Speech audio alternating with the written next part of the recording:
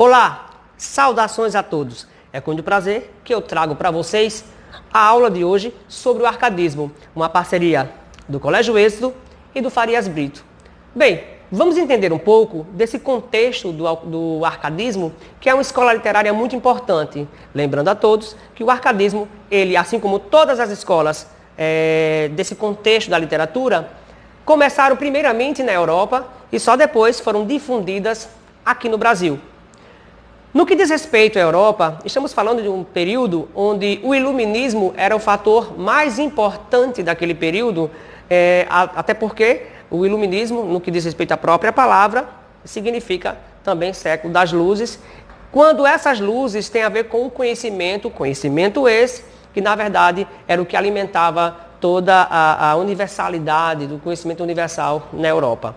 Mas aqui no Brasil, isso também teve seus resquícios, até porque os filhos da aristocracia brasileira, na verdade, só tiveram conhecimento disso graças ao período, já que eram filhos de pessoas com condições, que levaram todos eles para a Europa, para estudarem na Europa, principalmente na escola de Coimbra, né, a universidade que existia no período, e lá estudaram exatamente bebendo na fonte do iluminismo. Esse conhecimento só foi possível dessa forma. E aí, então, foi também trazido para cá. Chegando aqui, nós vamos encontrar um período que, sem sombra de dúvida, ainda paira tudo aquilo que é concomitante ao colonialismo. Esse colonialismo, que foi muito presente no nosso contexto histórico, ainda devagava por aqui. Levando em conta também outros princípios, vamos também deixar uma coisa muito importante a ser ressaltada.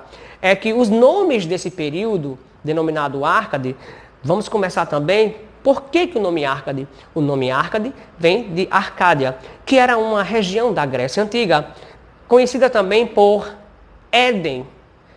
Esse Éden era um lugar procurado por vários poetas, até mesmo por vários filósofos, porque lá eles discutiam toda a simplicidade da vida no que diz respeito à coisa mais simples de se ter, que é a vida bucólica, a vida campal, a vida pastoril. Diante disso, aqui no Brasil também não foi diferente. Nós tivemos grandes nomes, quando Cláudio Manuel da Costa, o de maior expressividade do arcadismo, haja vista ter sido ele também o fundador da Arcádia Marina. Essa Arcádia Marina, na verdade, era um grupo de aristocratas que já discutiam várias vertentes, dentre elas a própria ideia que culminou com a Inconfidência Mineira.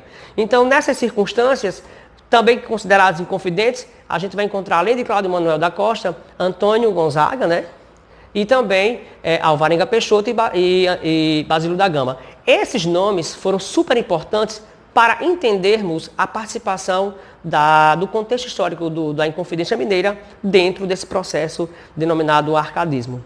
Bem, se o arcadismo, que é também conhecido como neoclassicismo ou século das luzes, já que estamos falando de meados de 1768, vale salientar que muitas coisas aconteciam na Europa, como o próprio pensamento de revoluções. Pois essas revoluções que aconteceram na Europa só foram possíveis graças ao alimento do iluminismo, esse conhecimento que instaurou esse pensamento revolucionário, que aqui também bebeu nesta mesma fonte. Tanto é que a Inconfidência Mineira é, na verdade, um respaldo disso. Lembrando que na condição de serem confidentes, aquela coisa toda que para Portugal não era visto com bons olhos, não era comum, não era fácil eles se encontrarem. Por isso que existe a sigla UAI, que vocês conhecem, por ser, na verdade, uma espécie de cumprimento entre os mineiros. UAI, na verdade, significa União Astutos da Inconfidência. E essa sigla até hoje paira e virou até um cumprimento. Mas vamos também levar em conta que que todos esses nomes, como Cláudio Manuel da Costa, Basílio da Gama e Tomás Antônio Gonzaga, foram os mais expressivos, porque o menos expressivo foi Alvarenga Peixoto. Dentro dessas circunstâncias, não vamos deixar de ressaltar que o arcadismo tinha suas principais características. Sim, racionalismo, universalismo e a retomada dos valores clássicos. Estamos falando também de uma vertente que já começa a surgir a partir do que seria o Renascimento. Mas o que é mais interessante, gente, o que os árcades no que diz respeito às manifestações artísticas desse período, seja na literatura, ou na pintura, ou na escultura, era que os nomes renascentistas, que também foram responsáveis por trazer essa tendência de retomar o clássico, superaram até mesmo os clássicos do passado.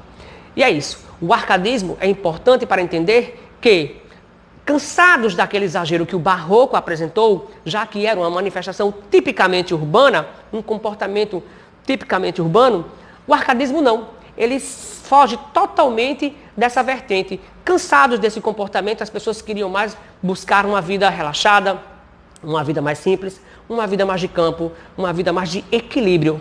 E equilíbrio era a palavra-chave do arcadismo. E esse equilíbrio é o que fez com que nomezinhos que também têm sua origem no clássico, lá do passado, como Fugere-Urben. Fugere-Urben, o que significa Fugere-Urben? É fuga da vida urbana, né? Porque estavam cansados desse período do que o barroco deixou como herança.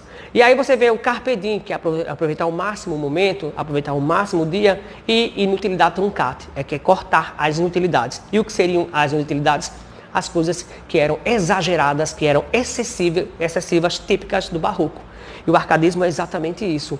Grandes obras como o Uruguai, como o Caramuru, foram obras que permearam, essas obras tinham sempre a mesma vertente, que é trazer a estética clássica, que você vai, tanto que você percebe que o nome que mais vai difundir isso aí, que eles vão representar exatamente essa estética, é dos Luís Vaz de Camões, seja nos sonetos, né, na poesia, ou até mesmo nos Lusíadas, a estética dos Lusíadas, que é como essas obras também tiveram as suas composições. E também, além delas, cartas chilenas, que na verdade eram obras que ressaltavam assim, as críticas ao governo naquele período.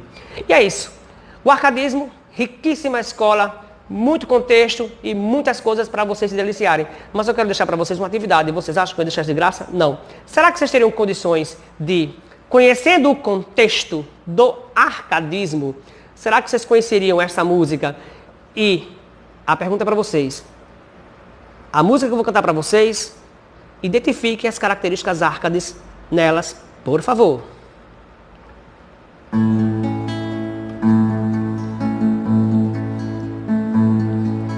De onde é que vem esses olhos tão tristes?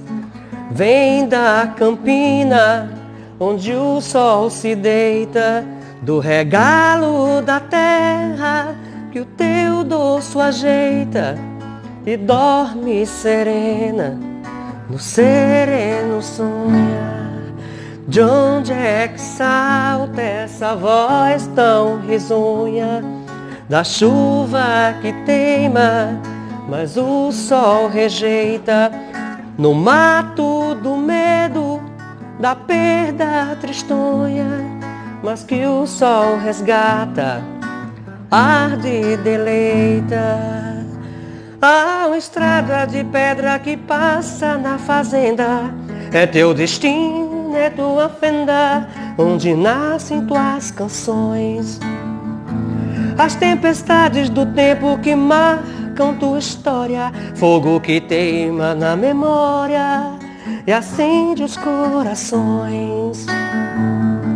Sim, dos teus pés da terra nascem flores, a tua voz macia aplaca as dores, espalham cores vivas pelo ar.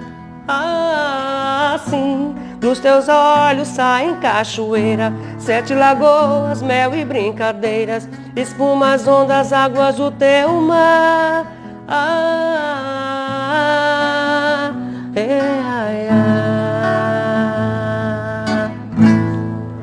As características arcades dessa música, por favor.